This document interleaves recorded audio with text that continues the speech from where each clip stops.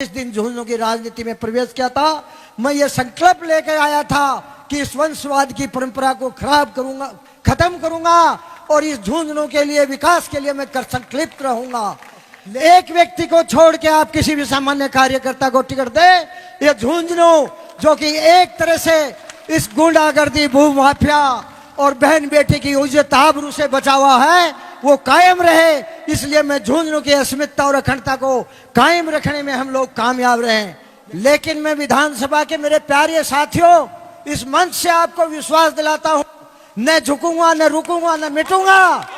और इस झुंझुनू के लिए मेरे शरीर में अगर एक बूंद भी अगर खून की रहेगी, तब तक इस झुंझुनू की धरती को इस आवारा और गुंडों से विकृत नहीं होने दूंगा। मेरा यही विकल्प है। मेरा साथियों, मुझे समझ में नहीं आ रहा, इस विशाल जनसमूह को देखकर जो जन सैलाब उमड़ा है, पता नहीं ये निराशा का प्रतीक है या आशा का प्रतीक है या ये झुंझुनू का भविष्य है।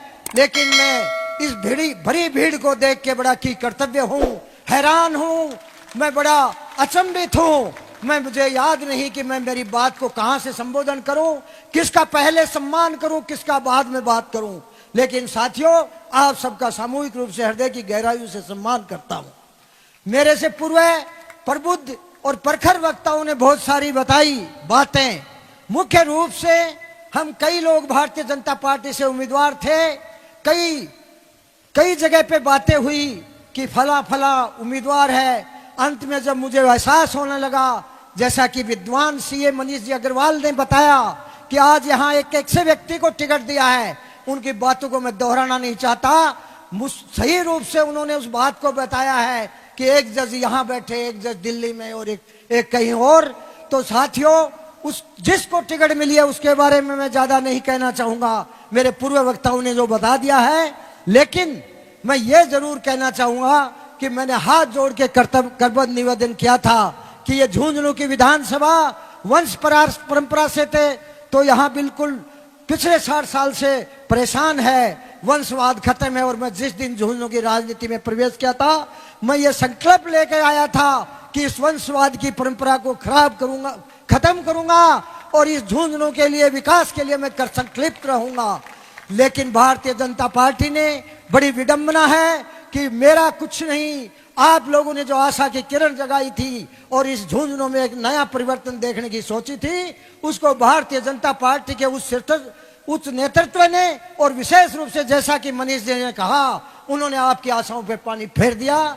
मैंने हाथ जोड़ के निवेदन किया था, कई जगह हमसे भारतीय जनता पार्टी के शीर्ष नेतृत्व से संवाद भी हुआ था। मैंने हाथ जोड़ के कहा था, सुमित्रा सिंह जी के सपुत्र राजीव जी चौधरी भी टिकट के आकांक्षी हैं।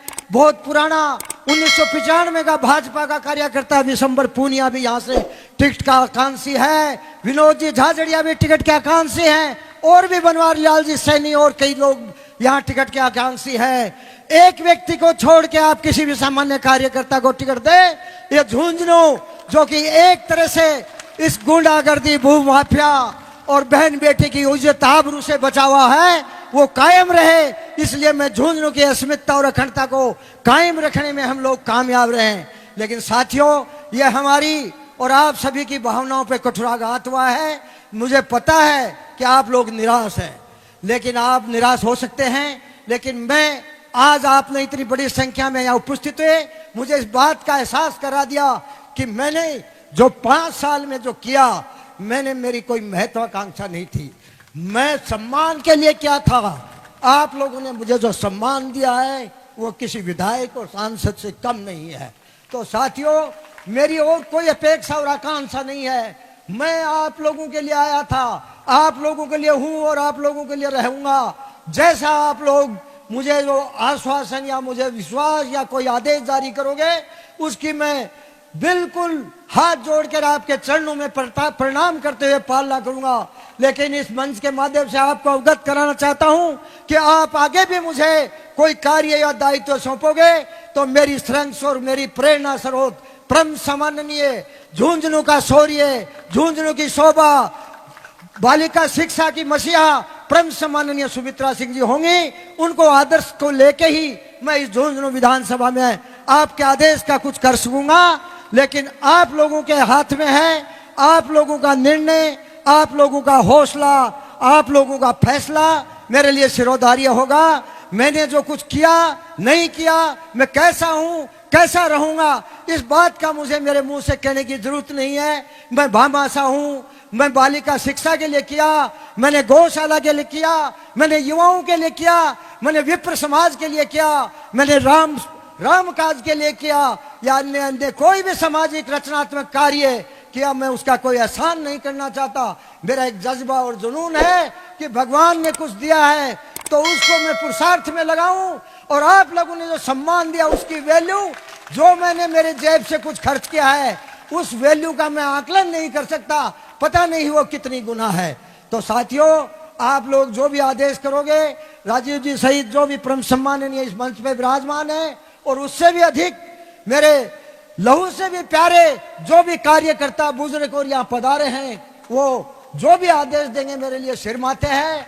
मैं आप लोगों के लिए हमेशा आपकी सेवा के लिए तत्पर रहूंगा। जैसा कि रणवीर जी डूडी ने बताया और पूर्व वक्ताओं ने बताया, और आप लोगों ने हाथ उठाकर मुझे चुनाव लड़ने का जो जन समर्थन दिया, उसके लिए मैं बहुत बहुत आप सभी का आभारी हूं। इसके अलावा एक दूसरी बात यह है कि मैं आप लोगों का इस मंच से वादा करता हूं, और मैं जिस परिवार में जन्मा हूं बहुत स्वाभिमानी परिवार है। तो जैसा कि रणवीर जी ने कहा, आपके पास कई तरह के प्रलोभन आएंगे, कई तरह के पद आएंगे और कई तरह के दबाव आएंगे, लेकिन मैं विधानसभा के मेरे प्यारे साथियों इस मंच से आपको विश्वास दिलाता हूं, न झुकूंगा, न रुकूंगा, न मिटूंगा। और इस झुंझुनू के लिए मेरे शरीर में अगर एक बूंद भी अगर खून की रहेगी, तब तक इस झुंझुनू की धरती को इस आवारा और गुंडों से विकृत नहीं होने दूंगा। मेरा यही विकल्प है, मेरा यही विकल्प है। मैं कभी पंच भी नहीं बनूं, लेकिन ये मेरा एजेंडा है कि इस वंश परंपरा और आजकल जो वंशवाद है वो भ्रष्टाचार में भी लिप्त हो चुका है। इस वंशवाद और भ्रष्टाचार को मिटाना है, और झुंझुनू जो वीरों और सूरवीरों की स्वार्थ की धरती है, भाईचारे की धरती है, उसको मैं कायम रखूंगा। या किसी तरह का भू माफिया या और तरह का कोई यहाँ कोई गिरोह गुंडागर्दी नहीं पनपने दूंगा। इसकी अमन चैन और शांति के लिए कर छलकूं। आप लोगों का आदेश मैं सिर माथे। आप लोगों को बहुत बहुत धन्यवाद। जय हिंद, जय भारत।